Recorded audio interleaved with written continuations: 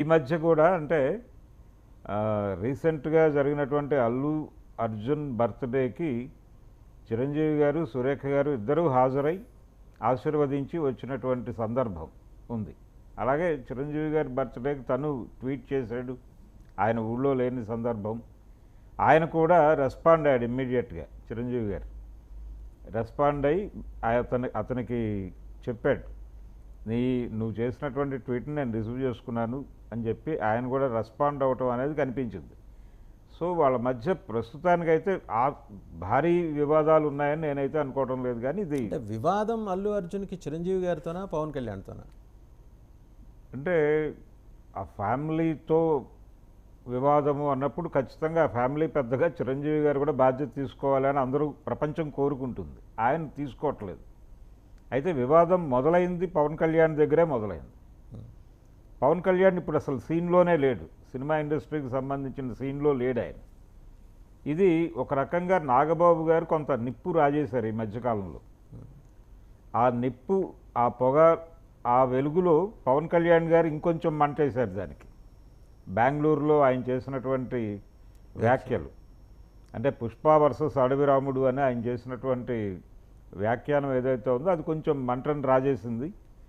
ఆ వెలుగులో ఇప్పుడు మరింత మంట ఈయన రాజేశాడు. మళ్ళీ ఈ మారుతినగర్ సుబ్రహ్మణ్యం అనేటువంటి ప్రీ రిలీజ్ ఈవెంట్లో, ఆ సినిమా ప్రీ రిలీజ్ ఈవెంట్లో ఆయన చెప్పాల్సినటువంటి కృతజ్ఞత, ఒక అంటే సుకుమార్ గారి వైఫ్, ఆవిడ పిలిచారు కాబట్టి వచ్చాను అని అక్నాలెడ్జ్ చేయాలనుకున్నాడు ఆయన. ఆ అక్నాలెడ్జ్మెంట్ అయిపోయిన తర్వాత దాన్ని ప్రాతిపదికగా తీసుకుని ఓవర్ స్టేట్మెంట్కి వెళ్ళాడు. అంటే ఒక విపరీత వ్యాఖ్య చేసేసాడు ఆయన. ఆ విపరీత వ్యాఖ్య ఇప్పుడు మళ్ళీ ఈ మంటని మరింత రాజేసింది. అంటే పెట్రోల్ పోసాడు ఆయన. పవన్ కళ్యాణ్ గారు రాజేసిన మంట మీద ఈయన పెట్రోల్ పోసాడు, అది మండుతోంది. ఈ మండుతున్న నేపథ్యంలోనే చిరంజీవి గారి బర్త్డే వచ్చింది. ఆయన విష్ చేశాడు, ఈయన ఆశీర్వదించాడు. కాబట్టి రేపొద్దున ఇంకేదైనా ఇన్సిడెంట్ జరిగితే తన సినిమా ఫంక్షన్కి చిరంజీవి గారిని పిలిచినా కానీ ఆయన రావడానికి సిద్ధంగానే ఉంటాడు డెఫినెట్గా. ఈ టోటల్ ఎపిసోడ్లో ఎక్కడా కూడా చిరంజీవి గారి ప్రమేయం కనిపించదు.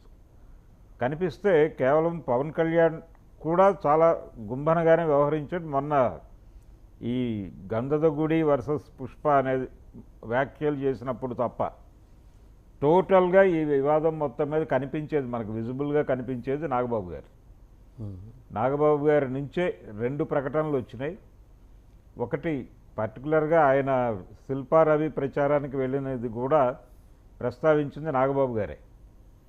అంటే అది కరెక్టా, మనవాడు అనుకున్నవాడు మనవాడు కాడు, మనవాడు కాడనుకున్నవాడు మనవాడవుతాడు, ఇలా ఆయన ఒక ఫిలసాఫికల్ లెవెల్లో ఒక ప్రకటన చేశాడు ఆయన ట్విట్టర్ వేదికగా.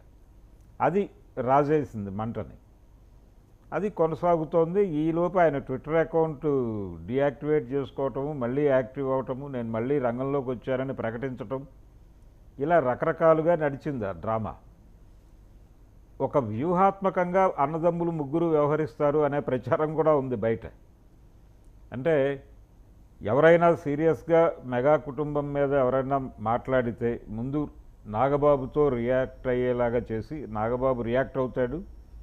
రియాక్ట్ అయిన తర్వాత పరిస్థితి మరీ తీవ్రంగా ఉంటే పవన్ కళ్యాణ్ గారు ఎంటర్ అవుతారు. లేదు ఇది ప్రమాదకరంగా ఉంది, మనం సమన్వయంతో వెళ్ళాలి అని అనిపించినప్పుడు చిరంజీవి గారు రంగప్రవేశం చేసి నాగబాబు గారి వ్యాఖ్యలకి ఒక అధికార ముద్ర వేయటము, లేకపోతే దాన్ని ఏదో అనేసాడు అది పట్టించుకోకండి అని చెప్పటము, ఏదో ఒకటి చేసి దాన్ని సమప్ చేస్తాడు ఆయన అనేది. గతంలో రామ్ గోపాల్ వర్మ మీద, అలాగే అన్నమూరి వీరేంద్రనాథ్ మీద నాగబాబు గారు మాట్లాడినప్పుడు కూడా చిరంజీవి గారు అవును మాట్లాడితే తప్పేమిటి అనే వ్యాఖ్యానించారు ఆయన. కానీ అల్లు అర్జున్ ఎపిసోడ్కి సంబంధించి ఆయన ఎక్కడా రెస్పాండ్ అవ్వట్లేదు.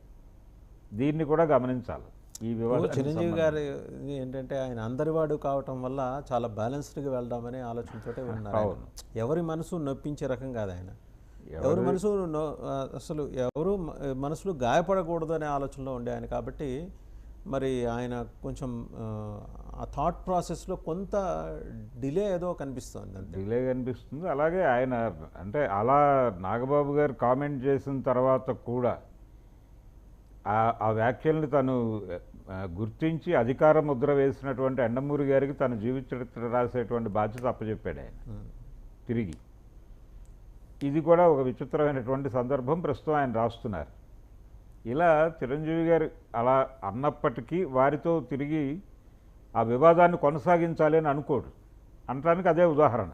అసలు ఆయన ఎవరితోనూ కన్ఫ్రంటేషన్ ధోరణి ఉండదండి ఆయనకి. ఉండదు ఆయన ఉండదు కాబట్టి ఇతనితో కూడా ఈ గొడవను ఏదో కొనసాగించాలి అనో లేకపోతే అల్లు ఫ్యామిలీకి ఇప్పుడు దూరంగా అల్లు ఫ్యామిలీ నుంచి ఇప్పుడు పెద్ద మనిషిగా ఇక అరవింద్ గారే ముందుకు రావాలి దీన్ని అడ్రస్ చేయాలంటే. ముందుకు వచ్చి మరి చిరంజీవి గారితో కూర్చొని ఎక్కడో చోట సమస్యపడు చూద్దాం. ఏం మాట్లాడాలి అనేది కూడా ఇష్యూనే.